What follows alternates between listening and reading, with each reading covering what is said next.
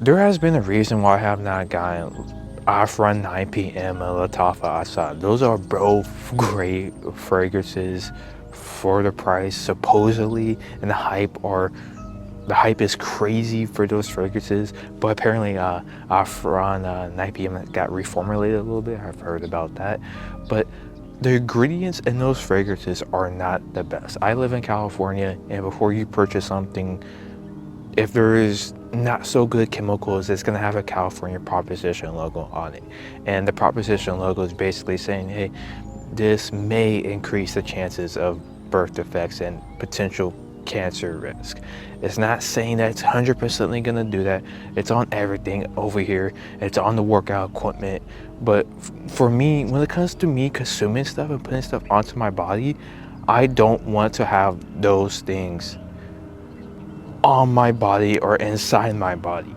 And that is something that's not really common in the fragrance community. You mostly hear that from those carnivore diets, those testosterone guys, those grass-fed dudes that tell you that fragrances are putting estrogenic products onto yourself, and that is not good for men's health.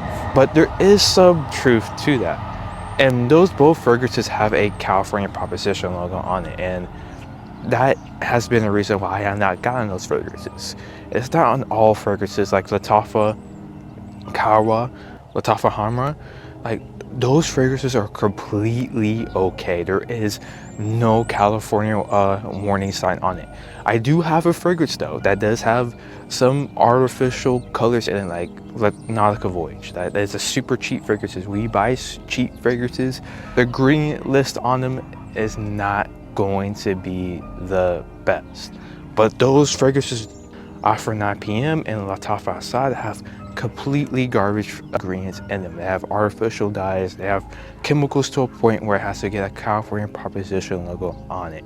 And that is something that I'm not okay with, but if you care about the performance, I heard they have great performance, I heard they have great projection and stuff like that.